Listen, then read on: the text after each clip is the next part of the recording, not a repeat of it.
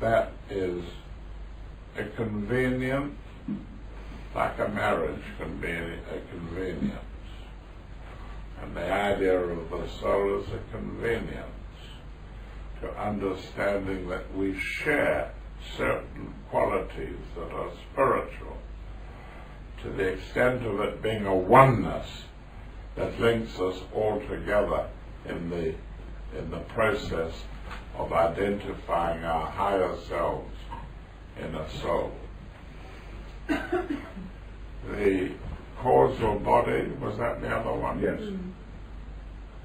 The causal body is a mechanism which expresses almost immortality. The causal body made up of Atma, Buddhi and Manas in an equilateral triangular sacred geometrical figure. The causal body is the reservoir of our spiritual endeavours, the energies that we generate when we practice immortal spiritual qualities in our earthly lives. Nothing is lost, not beauty, not truth, not goodness. They all survive like mercy as our spiritual qualities in the causal body, and the causal body's active electrical nature is the permanent atom.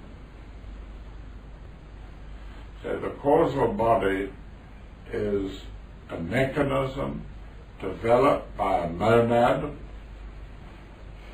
generating Atma, Buddhi and Manas into what is virtually an equilateral triangle.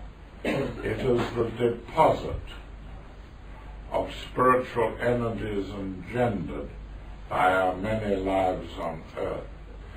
Transcendental psychology implies the existence of an enduring reservoir of spiritual energy that continues to exist between lives. When we die, we leave behind the causal body, the vehicle of Atma, Buddhi and Manas. There is no death of spiritual qualities. They are virtually in a bank made up of all those who have put together a causal body. The vehicle in which our cosmic qualities are housed between lives and until we absorb them into us when we experience nirvana. Make it an easy one next time, George. I've got another one, a follow-up. I'll take some water. Anyone? Go ahead, George. Beat it, George, yes. What happens to the causal body and the soul when the monad is integrated with the personality? Its qualities are carried on into whatever planetary systems or states of consciousness which lie before the individual in nirvana. Nirvana, as you heard yesterday, is a process whereby the drop enters the sea. The drop of water sinks into the sea and becomes universalized by that act. You need, through asking that question and seeking an answer, you need to understand the limitlessness of the universe, its eternal nature. It is unbroken. It goes on and on as far as is possible, and beyond it continues. There's no edge to the universe, the multi-universe. And if you understand that, then you will understand that there is an infinity of possible expressions. We know a few of them. We know that after nirvana it is possible to enter into a process of acting as a ray lord, a lord of one of the seven rays, the lord of a kingdom of animals or a kingdom of plants on some planet. There are various possibilities. We have excellent experience. If we have had 777 lives on the earth, that means you should be able to make up an experienced planetary logos and be able to bring a planet through to a higher state of consciousness by being its lord, the lord of a planet. Oh, sorry. Thank you, ladies and gentlemen. Thank you. Pine cone.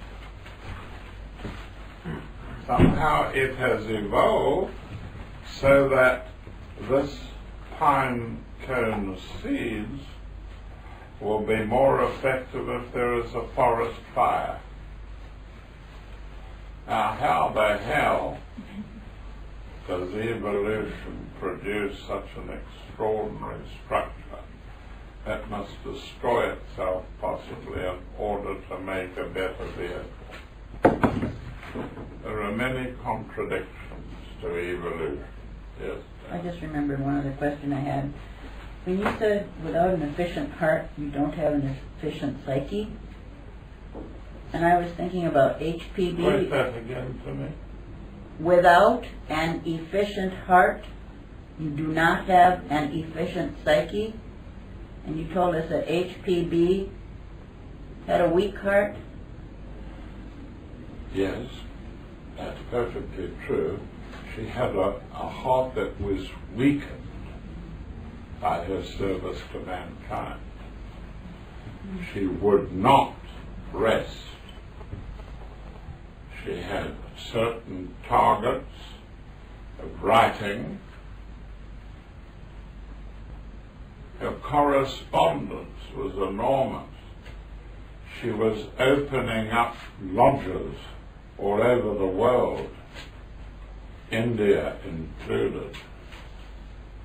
And the correspondence that was required to hold these lodges in contact and to give them cohesiveness and direction was very demanding.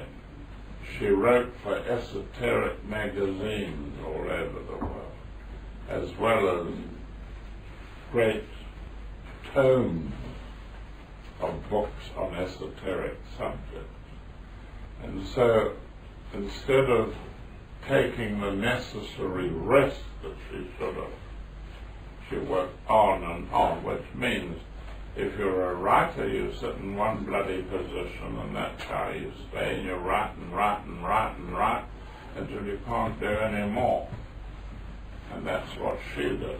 She was a marvelous writer, she was a marvelous traveller, and she overdid it as far as her working was concerned.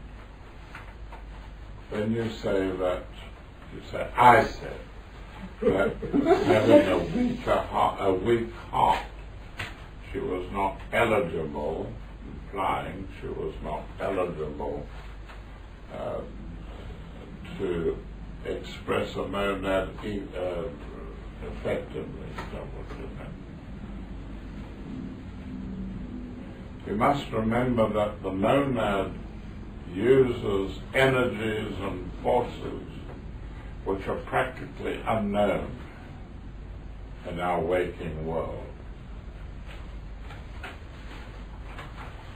The monad is endowed, for instance, a monad that can heal, can alter the atomic structure of the remedy and the part of the body being healed. Incredible thing. Hypnosis, that sort of thing. Monads. Yes, Amy. Is there anything that you can give us to help us visualize or get an idea, like comparatively, with something we might recognize or know or something, to put it into some, the monad is so ethereal, it's beyond what we can conceive of, maybe what we're talking about.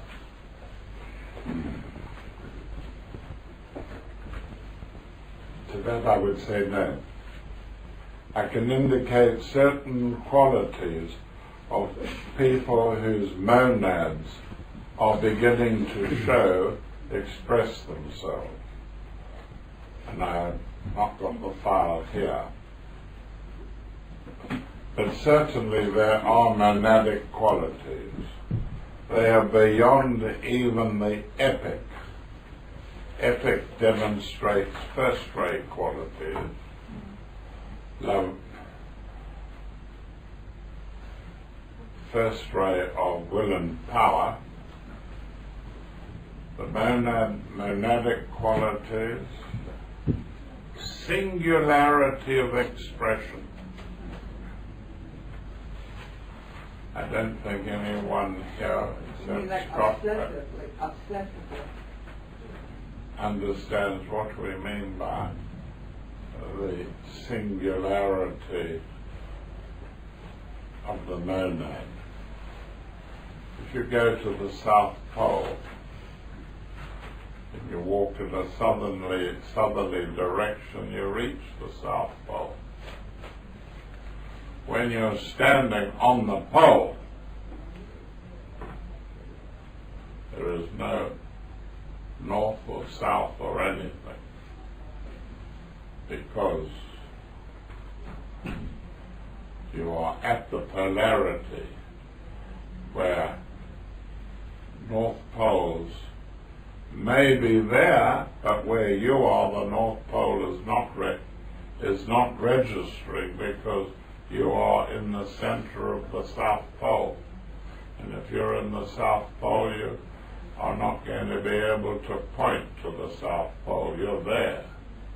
And it means that you have a singularity of orientation. That Scott can add to that, I don't. Well, I may not add, but yes, I will, by asking a further question. Me? Yes. Hang on, it's his question. Oh. My question.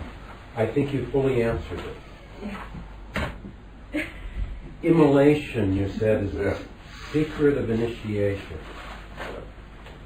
And you mentioned that a part of a person may be sacrificed, usually over fire.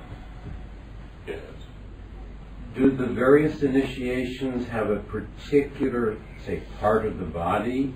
Is it the choice of the individual being initiated to offer it, or is it... You've got to understand that if we take the Bailey analogy, that the soul is a lotus, and that the soul has tiers of petals, and we're looking at a structure like this, and that's the outer tier of petals, and then there is a middle tier of petals,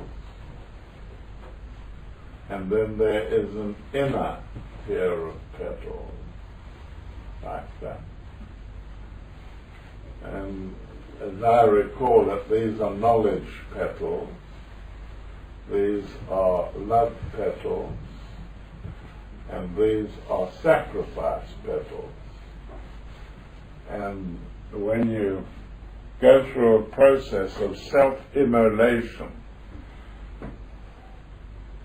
all right, it's like saying, in order to prove, show, demonstrate my capacity for self-sacrifice, I will give my legs. Blavatsky gave her physical body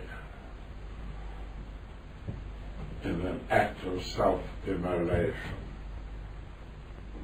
Diana had lost her physical body in an accident, and with a tremendous emotional situation of a national burial, with the cortege bearing the coffin, passing through 20 miles of crowds in deep grief, produced a situation in which she could, or was demanded of, to allow her astral body, in which life still existed, her physical body had been killed, allow her astral body to be sacrificed.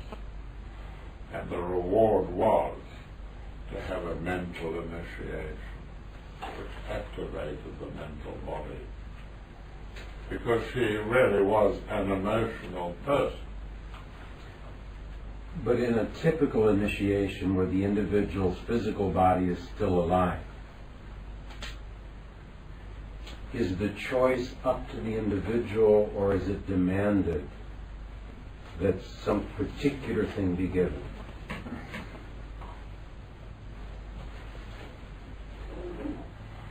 Well, one has to be rather gruesome. It is possible for a person to have that amount of his body amputated.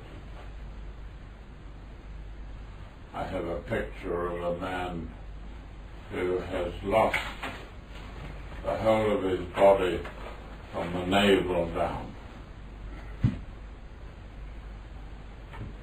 Has no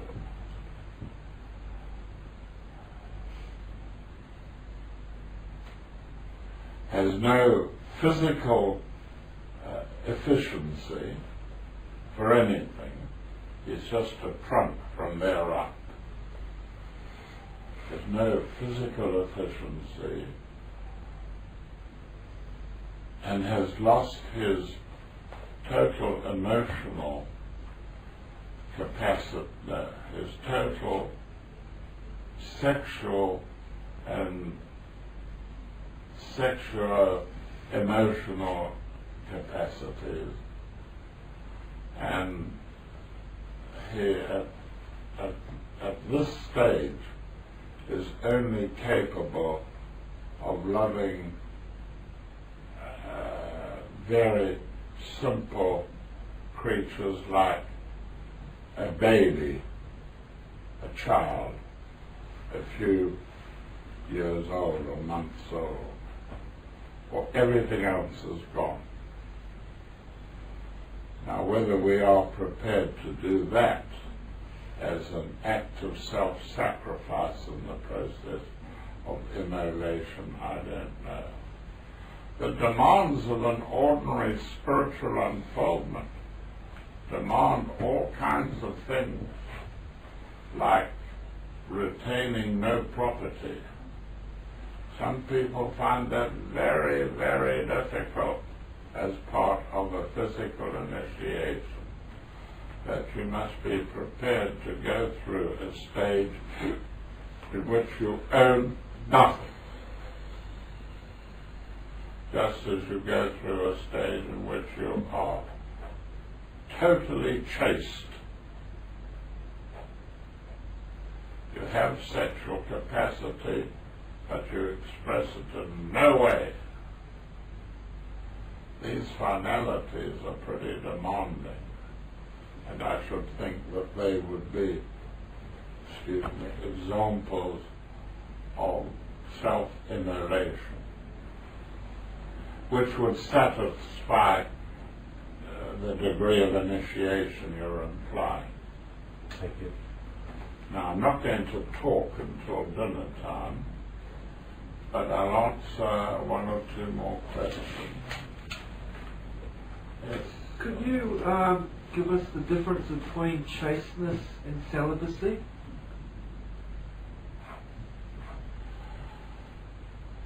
Chasteness is no sexual activity. Wet dreams, possibly. No sexual activity in chastity at all. Very rare, but it is done. And celibacy merely means not married. Celibacy merely means not put in a position where you have to submit to sexual demand, which is called conjugal rights. I don't know, is that in American law? Conjugal rights. The partner is allowed to demand conjugal rights. And if conjugal rights are not given, then is that a cause of divorce? Is that familiar? Yeah. The sexual laws are very, very antiquated. Very antiquated. But in extraordinary ways. And one of the talks that I gave here earlier was that there is a third sex emerging, and the most powerful proponents of it are women.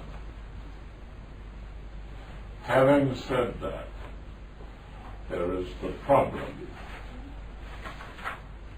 Madame Blavatsky says, the problem arises when the virgin mother becomes the father of her husband. Reminds me of Shakespeare. Brothers and sisters, have I none, but that man's father is my father's son. Anybody know that verse? From the Lotus child. Brothers and sisters, have I none, but picture me. But this man's father is my father's son. Who is he looking at? Argument. Ever since I've known it. Hello? Hello. Did you say Himself. he's looking at himself there? Some say his son, some say looking at himself. And before that, what was I on about? Mother When the becomes virgin the About what? becomes. Oh, yes.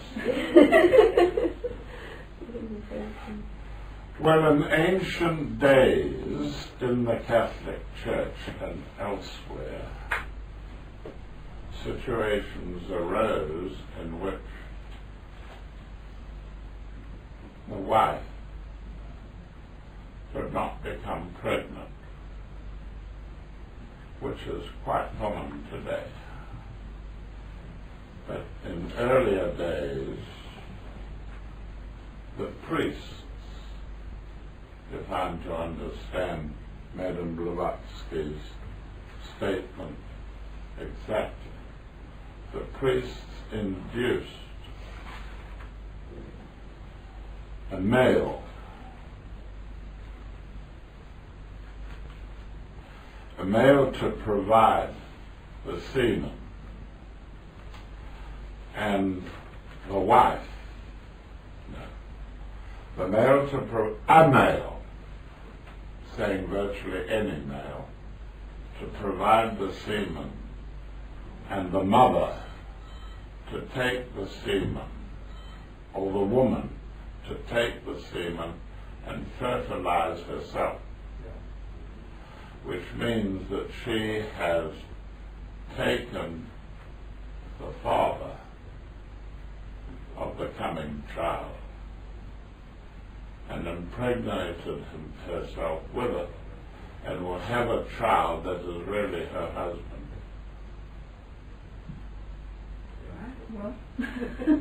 Yes, I will answer a question, but the reason for my telling you about this, and Madame Blavatsky says it's the situation with regard to divine alchemy.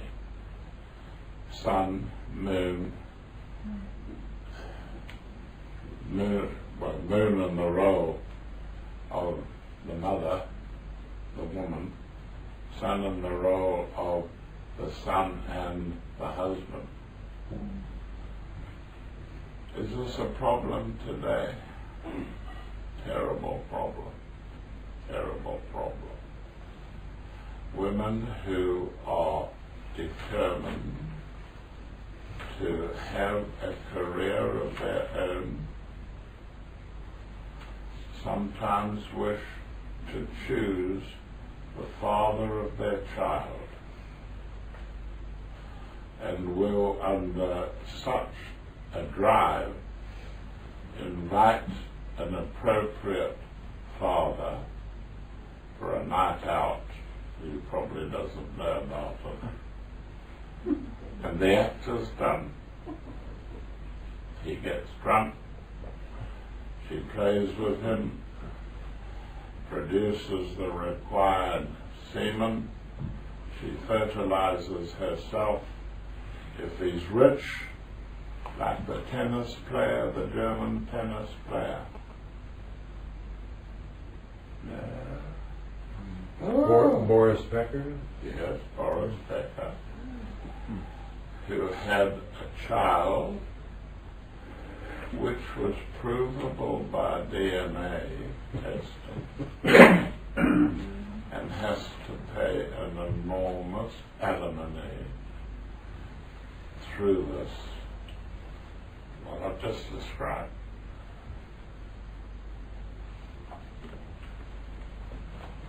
The girls are deep in thought.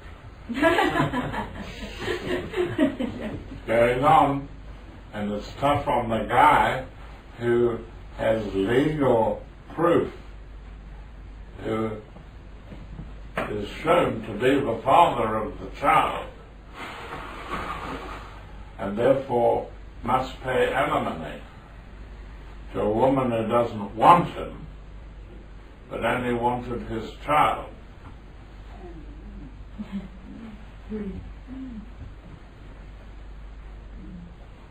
Yes, well, you introduce a subject like this, it makes people think. As I always say, if you are an advanced person or couple, and you know from various testing that your child is going to be a boy and that he's going to be gay, what would you do? Would you have the conception aborted?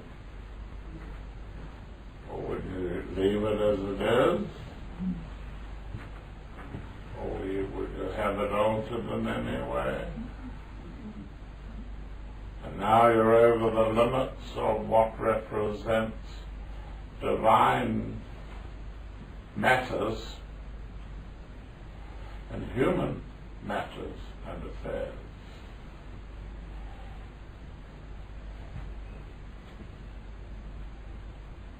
Anybody want a show of hands? Would you intervene to have an abortion if the boy was going to be gay? Hands up. No, that's very interesting, isn't it? It used to be about 20%, 25%. I've been in many difficult discussions like this. I'm not overawed by them in any way. I've had discussions in which women have said, listen, it's unfair to women for women to have monthly periods. Just isn't right. Why should the women have periods and the man escapes? And then there are others who say, well, the law should be altered so that the women all have their periods at the same time. And I said, just let me know when this happens and I will be out of town that week.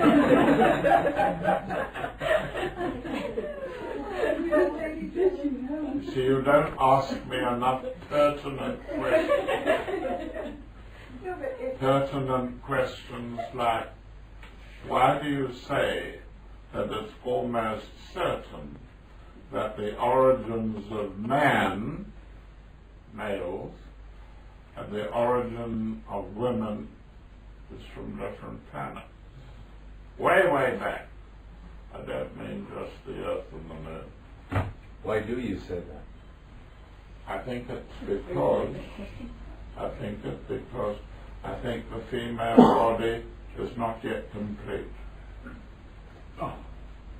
Hang on,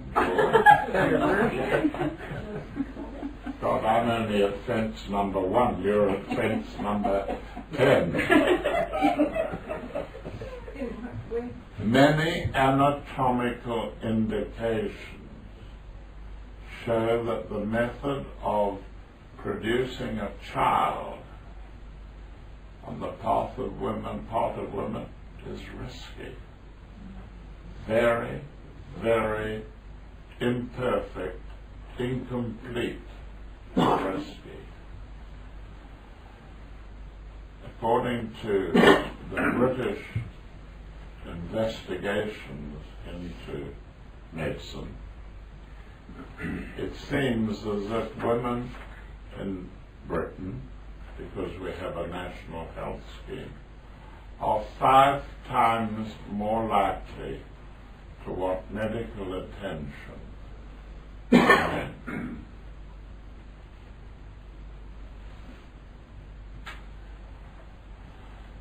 Well, in England certainly, and I can speak for Sheffield, in England, the professors of medicine there used to tell us kids I was 40, used to tell us kids that women in Sheffield, if it was a nice bright day and everything else was fine, would call in at the hospital as a matter of routine, making up some disorder or the other on the way to town.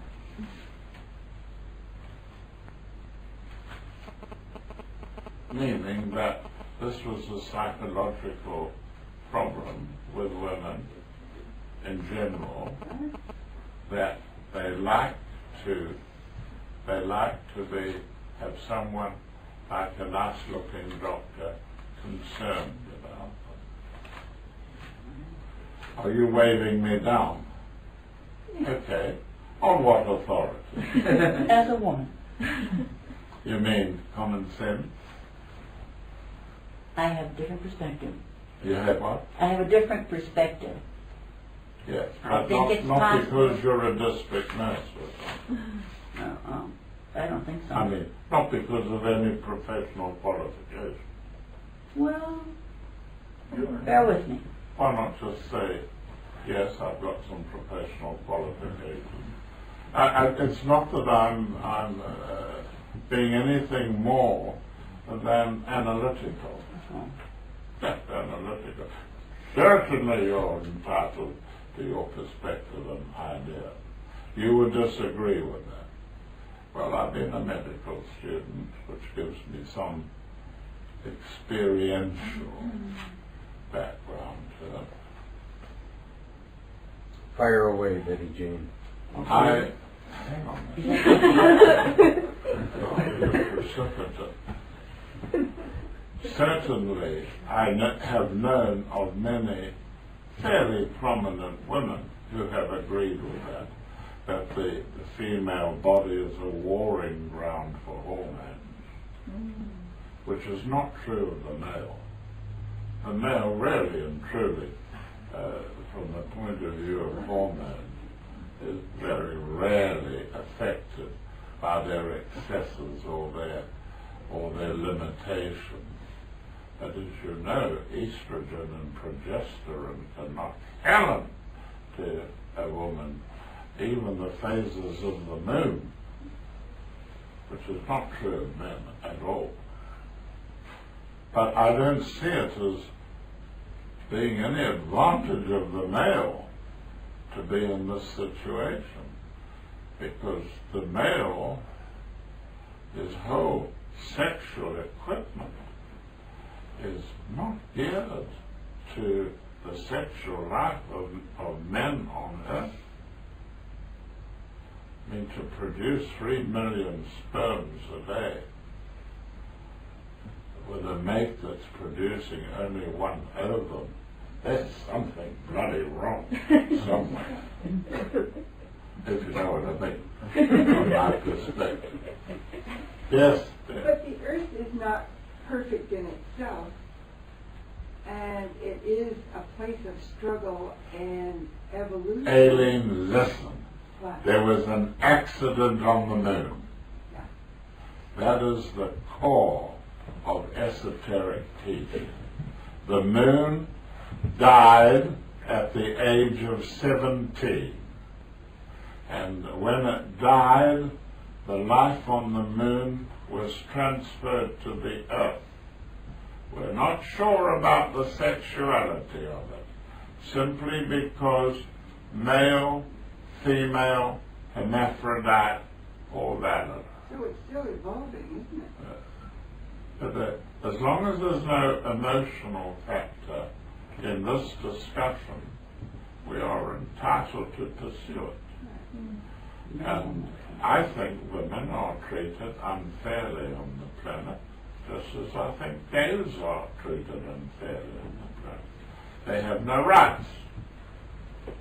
Or women have insufficient rights, especially through that diabolical institution called marriage. Now that's an opinion, perspective.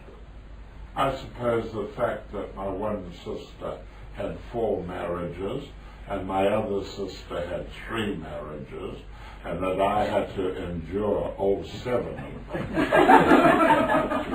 has somewhat narrowed or broadened my view. I don't know which. But it's good to talk freely about these things. I like to, because I like to know what opinions are. I think that Mrs. Clinton is going to be the next president of the United States. And I welcome it. Why? Because I want her to have a world conference of women to decide the matter of abortion. It is not a male matter at all. If women want to have an abortion, have they the right to do it, or have it done, or not? It's not a male matter to decide.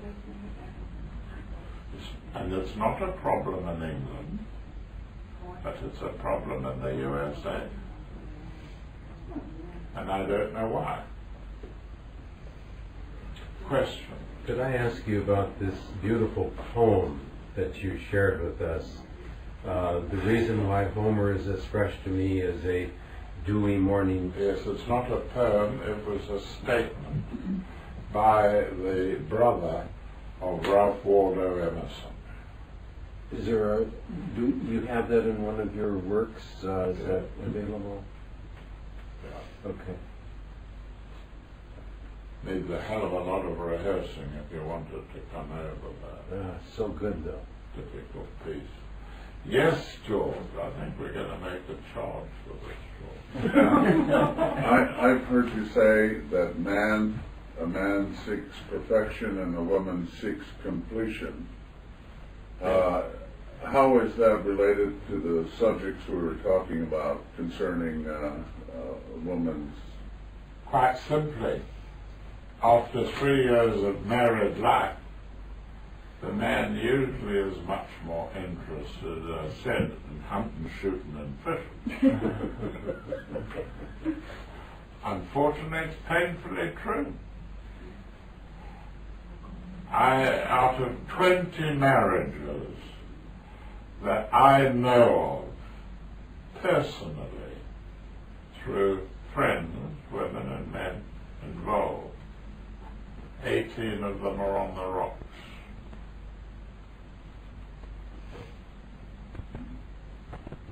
Even if the unhappiness is not outwardly expressed, personal discussion.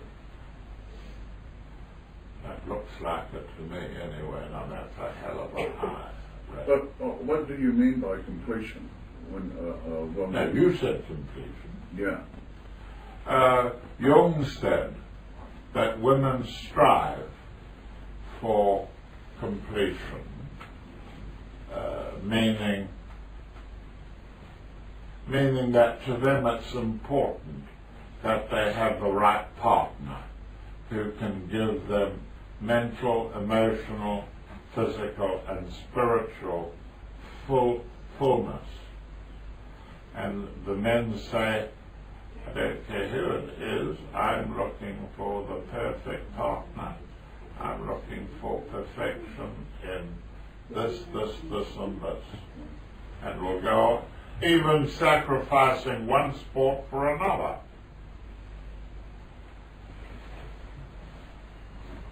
I think it's as true as you can get it. Shall we have dinner? Are we invited to dinner, or is it not ready yet? Thank you. Yes, really? What changes occur in a woman on the path when she is becoming menopausal? Sorry, what kind of what? What changes occur in the menopausal woman who is on the path? What changes occur to the menopausal woman when she's on the path? What changes occur? Why should they? You're meaning, is it different? Yeah. Is it different? Well, some women are very susceptible to the moon, phases of the moon. But the point of that statement is the moon was very much closer to the earth, and one would expect women to be susceptible to this phase of lunar expression, because the moon affects, at least that's according to who I speak for, affects the level of wells in Australia, the level of a well, what do they call them? Artesian bore. Artesian borehole. The level is affected by the full moon, and the artesian borehole, as you call it, is very like the surface of the brain, where you have end arteries on the surface of the brain. And if the level of the boreholes is changed by the fullness of the moon, then it's feasible that the end arteries of the brain are also affected if they are physically constructed in the same sort of way.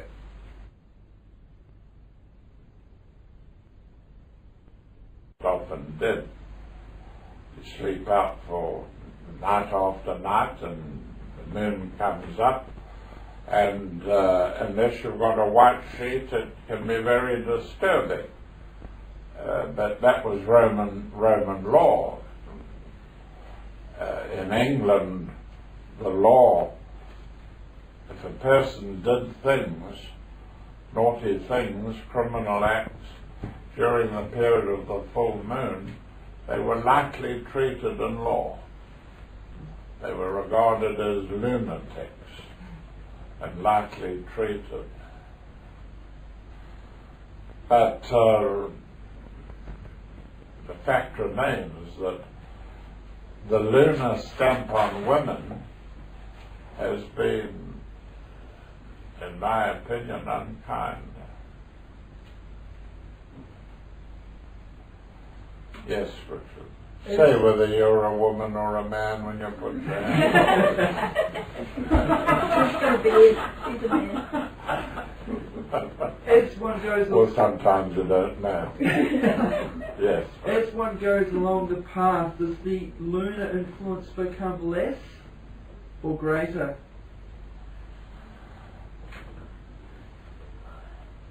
Well, we had women at Claregate for a while. And by God, some of them during had what is it called? PMS. PMS. No, there's a special word for it.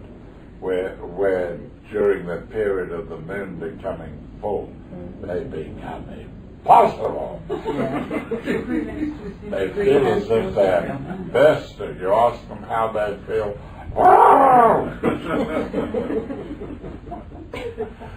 As if everything is about to burst.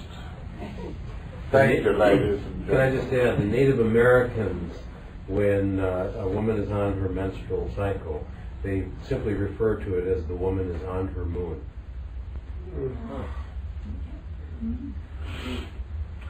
Let's give them a big hand.